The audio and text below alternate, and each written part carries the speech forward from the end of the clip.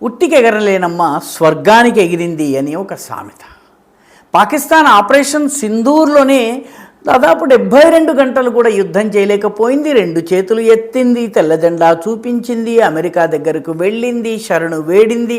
ఆ తరువాత తన DGMO ద్వారా మన దేశానికి శాంతి కబుర్లు పంపించి సందేశాన్ని పంపించి మొత్తానికి యుద్ధాన్ని ముగించింది. కానీ భారతదేశం చాలా స్పష్టంగా చెప్పింది, ఆపరేషన్ సింధూర్ని మేము కేవలం హోల్డ్లోనే పెట్టాము.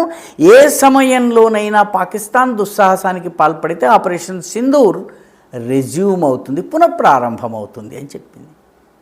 కానీ 72 గంటలు కూడా భారత్తో యుద్ధం చేయలేనటువంటి పాకిస్తాన్ యొక్క విదేశ వ్యవహారాల మంత్రి ఉన్నారు, ఆయన పేరు ఖ్వాజా ఆసిఫ్. ఈ ఖ్వాజా ఆసిఫ్ గారు మాట్లాడుతూ భారతదేశం గనక మరోసారి దుస్సాహసం చేసి మా మీద దాడి చేయాలని గనక ప్రయత్నిస్తే ఈసారి ఏదో 100-250 కిలోమీటర్ల వరకు మాత్రమే కాదు, మేము ఏకంగా కలకత్తాని కొడతాము అని చెప్పి ఆయన ప్రకటించారు. కలకత్తాని కొట్టడానికి కావలసినటువంటి సామర్థ్యం అసలు పాకిస్తాన్ దగ్గర ఉందా? ప్రస్తుతం పాకిస్తాన్ యొక్క పరిస్థితి ఊపర్ షేర్వానీ అందర్ పరేషానీ. అలాంటి పాకిస్తాన్ భారతదేశాన్ని హెచ్చరించడము, కలకత్తా దాకా దాడి చేస్తామని చెప్పడము నిజంగా ఆశ్చర్యకరం. కానీ ఇట్లాంటి పనులు ఓన్లీ పాకిస్తాన్ మాత్రమే చేయగలదు.